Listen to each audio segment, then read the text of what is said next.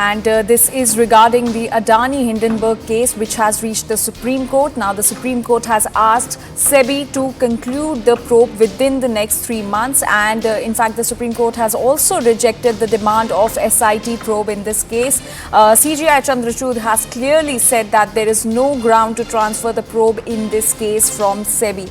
So, big update as far as the Adani-Hindenburg case is concerned. The Supreme Court has asked SEBI to conclude the probe within the next 3 months, and that there is no need to transfer the case from SEBI. Our legal correspondent Ananya Bhatnagar is now joining us to tell us more about what else the Supreme Court has said. Ananya, over to you.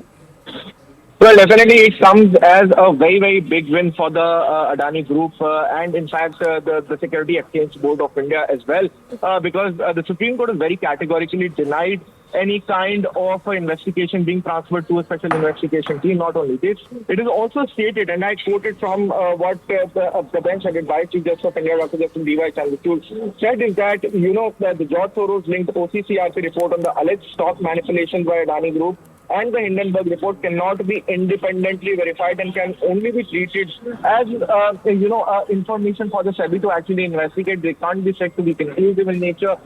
In fact, the Supreme Court also goes on to say that the power of the Supreme Court to enter into the regulatory framework or domain of the Security Exchange Board of India is something that is limited and cannot be done, every time. And there has to be a certain ground when the Supreme Court actually goes into it. Not only this, it also goes on to say and note that the SEBI probe in 22 cases out of the 24 cases pertaining to the Adani Group is already complete. The report has been, complied by the competent authority as well, and about the remaining two, the investigations that are pending against the Adani Group.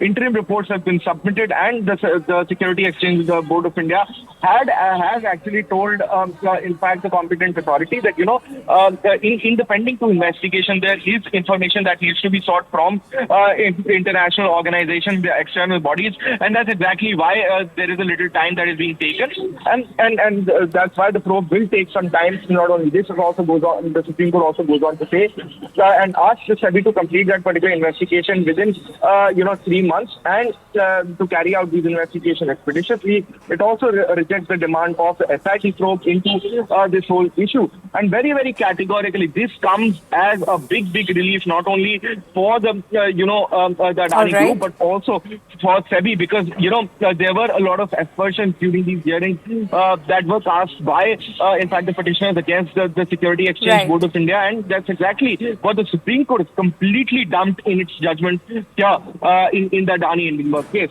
Anjali.